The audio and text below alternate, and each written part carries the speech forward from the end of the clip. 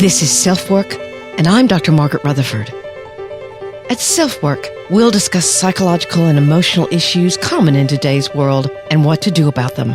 I'm Dr. Margaret, and SelfWork is a podcast dedicated to you taking just a few minutes today for your own self-work. Hi, and welcome back to SelfWork. I'm Dr. Margaret Rutherford, and I'm so glad you're here.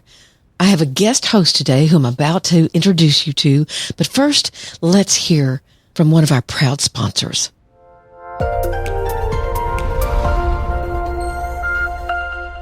What better time than now to decide that you're going to do something for yourself in 2023 that will only add to your sense of well-being, where you can begin every single day with an act of true self-care. Not a bubble bath, not even a therapy session, but by drinking one glass full of 75 high-quality minerals, vitamins, probiotics, adaptogens, and whole food source superfoods, which support everything from your gut to your immune system to your energy level. I use it every day and love this habit because if you're like me, self-care can get lost in a day full of kids, work, meals, and whatever else comes along.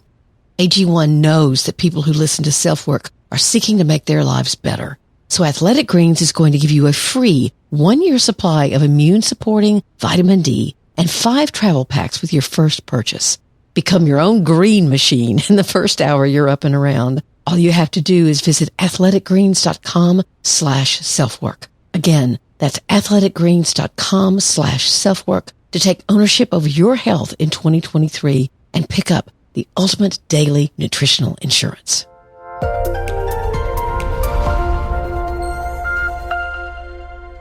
If I remember correctly, Ashley Stahl and I met when her book U-Turn came out. And to prepare for her interview on SelfWork, not only did I read her book, I watched a couple of her TED Talks. Yes, she has too. And I thought her advice was solidly based on what's important for career, and that's values. I saw that she'd established herself extremely well in the entrepreneurial world, giving career advice to many worldwide, while at the same time, she's also very transparent and giving of herself. So I wanted to feature her and her work so that SelfWork listeners could approach their professional lives more clearly. Who exactly is she? She's a counterterrorism professional turned career coach. She's an international best-selling author, a Fortune 500 spokesperson, and an expert on intuition, personal branding, and fulfillment. When I asked her to be a guest host, she energetically jumped right in, which was more than meaningful for me. And I loved listening to this episode. In it, she's going to share 11 of what she calls mindshifts that have been vital for her to learn in 2022 and take now into 2023. Here's a sneak peek into her list. Number 1 was that she's learned the difference between a connection and a true relationship. The first being highly seductive, perhaps, but the second holding within it security and consistency, which is so needed by us all. I'm honored she's here, as I have been all of my guest hosts. But before I introduce you to Ashley, here's one more message from sponsors that support SelfWork.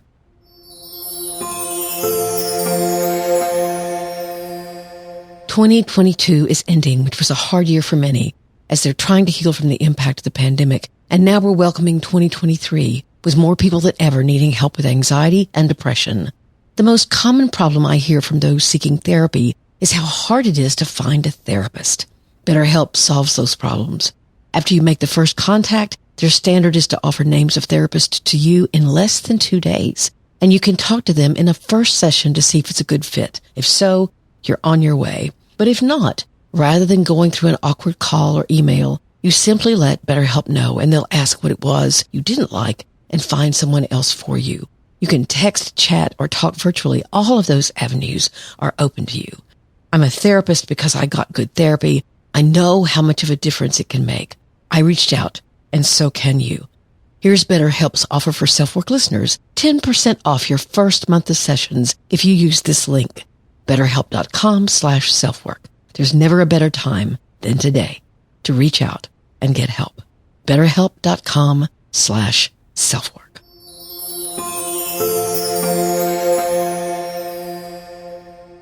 And now, Ashley Stahl.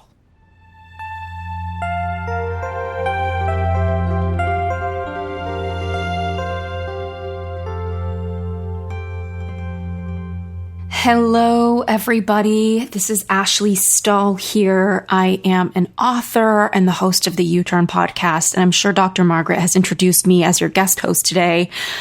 I'm so honored to be here with you and to be talking to you about 11 mind shifts that I have learned for more fulfilling relationships that you can have in 2023.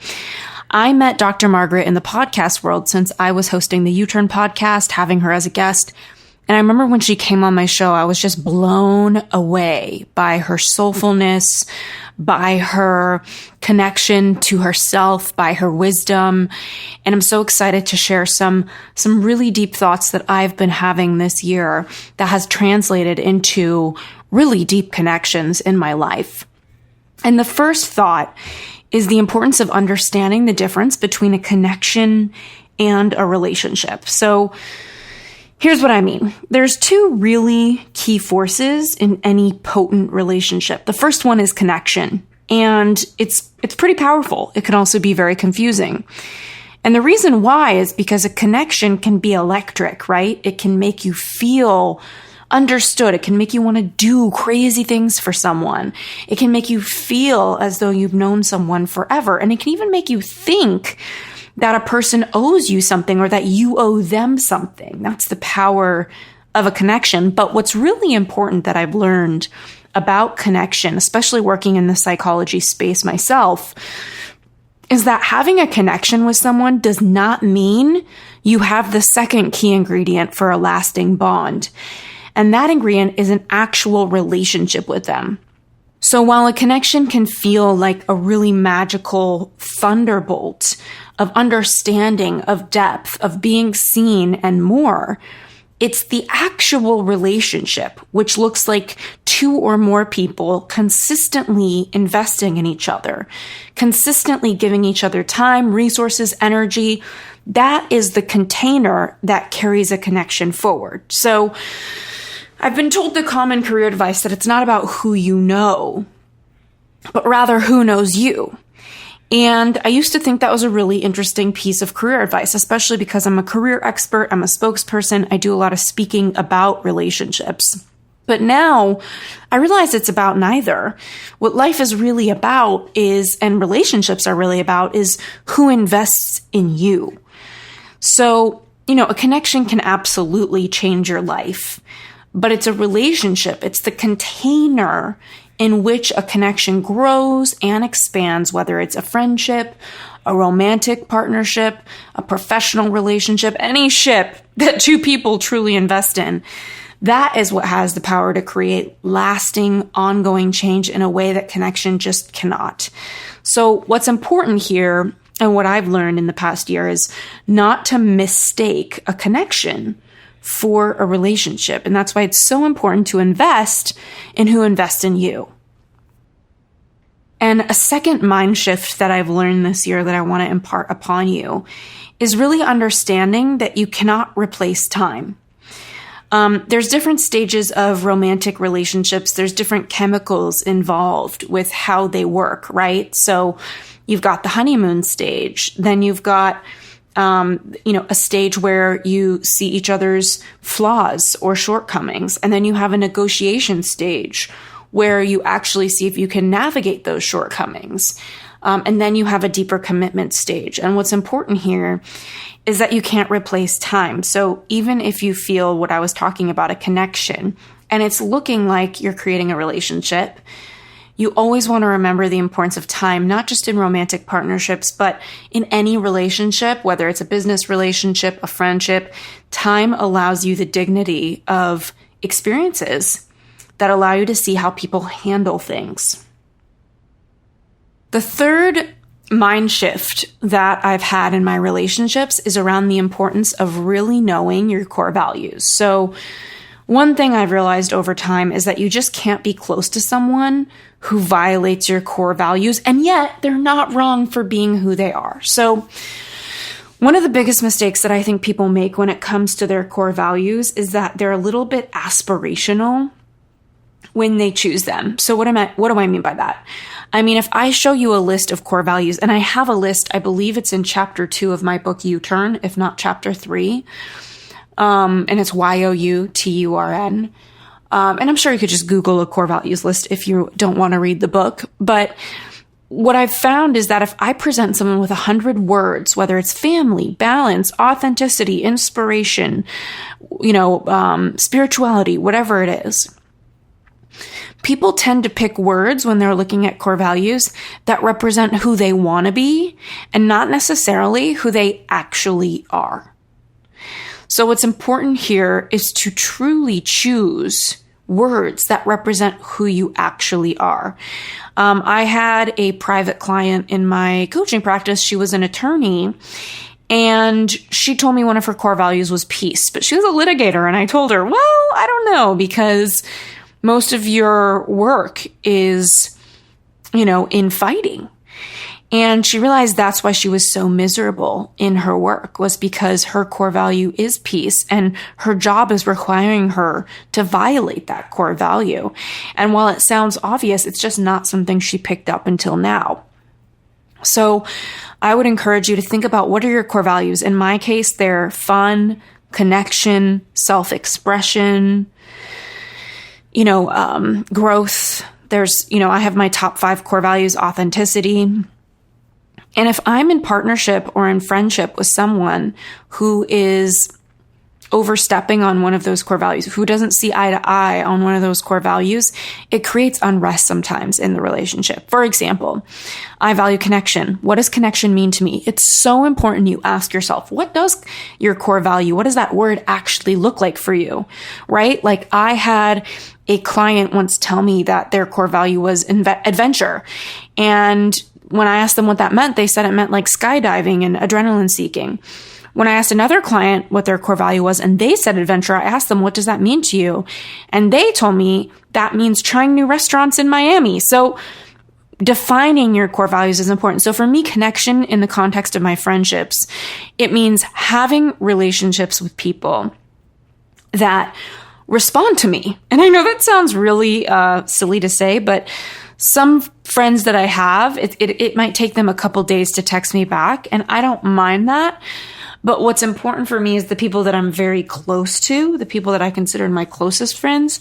I like to hear back from them, and I feel disconnected if we have a dynamic that, lacks that sort of connection. So it's important to know your values and not make anyone wrong for not being able to align with them. So I would ask yourself, is there a relationship in your life right now that isn't working for you? And if so, what is that relationship?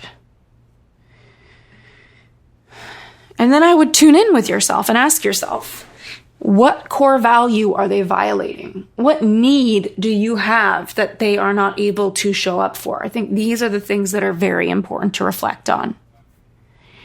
And the 4th mind shift that I've had this past year is about healing. Healing looks so different for everyone. And it's so important to ask yourself, what do I need today? Some of us need to have a conversation because we feel sick from secrets that we're holding in. Some of us need to meditate because we can't hear our own intuition anymore. Some of us need to medicate because maybe our body has some sort of imbalance that we're ignoring. Some of us need to sit in bed and cry. Some of us need to chase a goal or forgive someone or say no or even say yes more often. For me, I needed to get my tonsils out. Or maybe you need some sort of body part that needs to be tended to by a doctor with a scalpel. And some of us don't need to do anything. Some of us need less to heal. But it's so important that we can ask ourselves, what do I need? What do I need to heal today? What do I need to feel today? What do I need in general? And what I truly believe is that knowing yourself, knowing what you need, is the key to knowing what to ask for. And when you know what you need and you know what to ask for, that, my friend, I think that is the key to fulfillment. Number 5, the 5th mind shift that I've learned is about transformation. 2 of the biggest influences that I've learned are love and death. I think love and death are 2 of the most potent catalysts for transformation. And I know, which one probably sounds better. Am I right? But there's a death that we really don't discuss that often. It's one that's not physical, it's mental. It's the death of our belief system. And as a result, it's a death of our old ways of being. So perhaps we continue on this planet, but the thoughts that are kind of in the winds of our minds, they suddenly shift, they suddenly become new. And because of those, we feel new in some way. We think differently, we act differently, we be differently. I moved to New York City 1.5 years ago because I outgrew an old way of being and an old way of thinking. I was living in Los Angeles. I was in a 3-year relationship with a really good guy who just wasn't my person. And there was something complete for me about my time in Los Angeles. And that was when I made the choice to move to New York City. And that death of that era of my life, that completion, has given me so much life, so much love, so much expansion. So I want to ask you right now, what are you believing about yourself, about the world, about other people, about life that are due for expiration? What are some beliefs that you have about what's possible for you that you want to let go of? And even better, what ways of being or thinking are in need of your love, are in need of your attention? It's so important that you remember that you're the weaver of your own reality, no one else. I recently got certified as a meditation teacher just for fun. I think I'm going to put some meditations on my podcast every week. And it was so powerful for me to meditate and create that quiet space for me to get to know myself. And I remember the first time I meditated, I was working in counterterrorism, believe it or not. And it was 2012, and I was on an intelligence assignment. I was in Istanbul during the protests. And I remember tear gas broke out in the crowd. It got in my eye, and I had no choice but to surrender. I remember in that moment just saying to myself, there's nothing I can do. There's chaos around me. I'm just going to sit down and close my eyes because I literally can't see because there's tear gas in my eyes. So I closed my eyes in the Grand Spice Bazaar of Istanbul in 2012. And I just decided, well, I guess while I'm here, I'll meditate. And that was the first time I ever meditated 10 years ago. And then here I am 10 years later with this meditation certification. And I think it's so important to do whatever you need to do to access those beliefs, whether it's listening to a podcast, reading a book, having a conversation, meditating, whatever it is that you need to get in tune with what are those beliefs that you want to release and what are the ones that you want to create. The 6th mind shift that I've had is around the importance of being happy where you are. You know, for the longest time, ever since that breakup that I referenced to you with that person I was with for 3 years, such a good person, I really wanted to find love. I really wanted to find the right person, which, by the way, I think I have in recent months, which is really exciting. But before I found him, I had this moment in my apartment in New York City where I was sitting there with my dog. I have a huge German Shepherd named Jupiter. And I was just looking at him, watching some sort of TV with him, just finished reading a book. And I was asking myself, would it have been worth coming down here onto the planet if this was it? If it was just me and this relationship with this dog and getting to be here? There's so many things I want to have that I don't have yet. But is what I have enough to justify having come down to this planet? Am I complete? Am I fulfilled by what I got to experience so far? And the answer was yes. So what I want to challenge you to do is just stepping into gratitude as you close out 2022 and step into 2023. And ask yourself, what are some things you're really grateful for? And really just close your eyes, breathe in, breathe out, tune into those things. And ask yourself, are these things enough to justify coming down and being here on this planet? So despite all the extra things you want to have, all the things you're pursuing, all the things you're living for, is it enough? And number 7, this mind shift has been huge, and it started in my meditation teacher training. is the importance of matching your external energy with your internal thoughts. So here's what I mean. I have done personal development for almost 15 years. And at this point, I have learned how to regulate my nervous system and communicate effectively and minimize my own reactivity. And what that looks like is being kind to people, being reasonable, not losing not losing it. That being said, when I walked the streets of New York, I was noticing that if somebody cut me off, I would have mean thoughts about them sometimes. Like, ugh, so rude. Why are they cutting me off? And that was when I realized that even though externally I'm smiley and kind, and most of the time that's my truth, internally I might smile but think like, screw you for cutting me off as I'm walking. And so it's been so important for me to rewire internally how I'm relating to people. This takes so much self-awareness and so much compassion. And one of my favorite things I've worked on saying when people bother me is the sentence, I've done that before.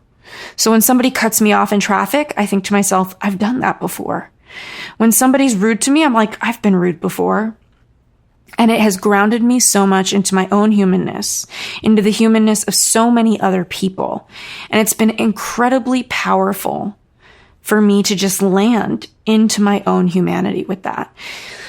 And it's really softened the thoughts that I'm having towards other people so that I'm able to match my external kindness with my internal thinking. Mind shift number 8 is around the importance of earning secure attachment with other people. That means knowing. Let's say you have somebody close in your life, whether it's your partner, whether it's a friend, whether it's a parent. Everyone has different wounds. Everybody has different pains.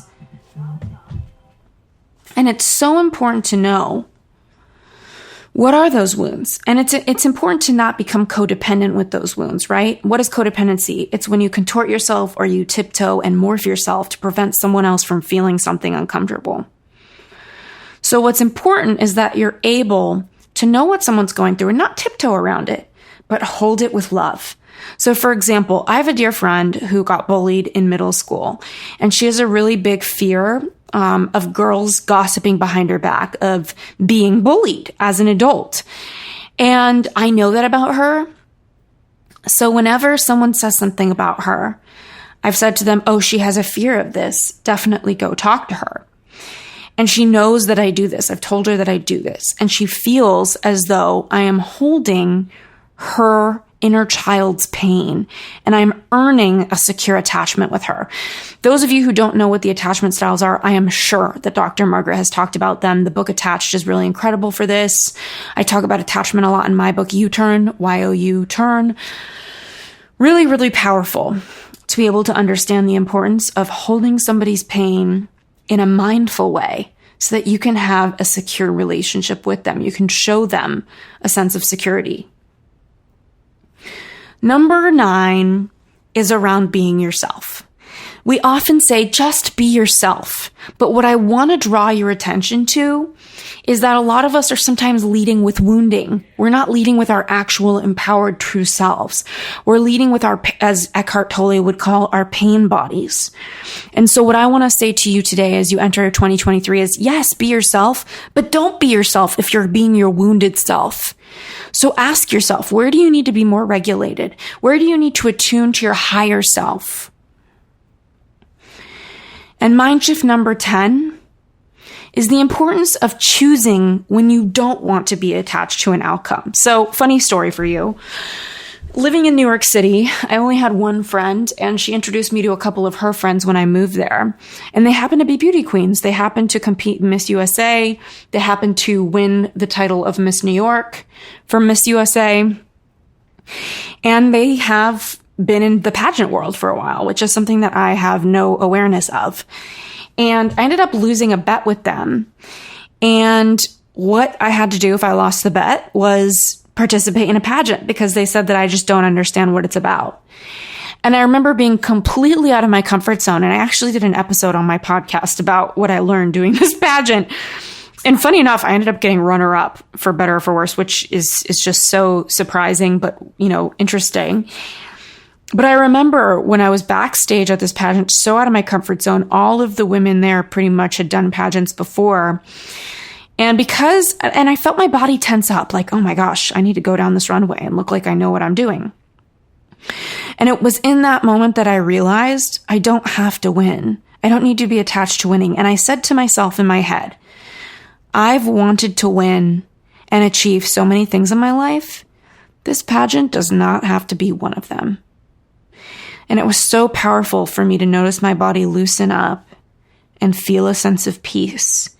And so I want to remind you today, sometimes we get attached to things and we don't give it enough conscious thought to say, actually, I don't need to be attached to this thing. This thing doesn't matter enough for me to be attached to it. So I want to invite you today to ask yourself, what are you attached to? What outcome are you attaching to right now? Where are you feeling tensed up? And can you let go of some of that attachment? Can you choose where you don't want to be attached? And number 11 is about awakening versus spirituality, my final point. I think different people are into different things in this life. For me, I'm interested in awakening. And what awakening means, it's about awakening to my true nature, to my highest level of myself. Awakening to the truth about who I am beyond these limiting beliefs that I have, growing and expanding as a person. Awakening to my ego, needing less things from an egoic draw. And I used to think of myself as more spiritual. And what I've learned for me is that spirituality is more about like tarot cards and life purpose and energy healing and all of these different things that, might be considered spiritual candy, for example. But I've been very invested in my own awakening. And I just wanted to offer this to you to think about, what do you want to awaken to in 2023? What is your intention that you want to put out there? It has been so fun being your guest host for this podcast. Maybe Dr. Margaret will let me share with you a meditation for you in 2023 that you can use to visualize and connect to your higher self. I'm so honored that I get to be here with you, and I'm so grateful that you're listening. So until next time, thank you so much again for listening. This is Ashley Stahl signing off.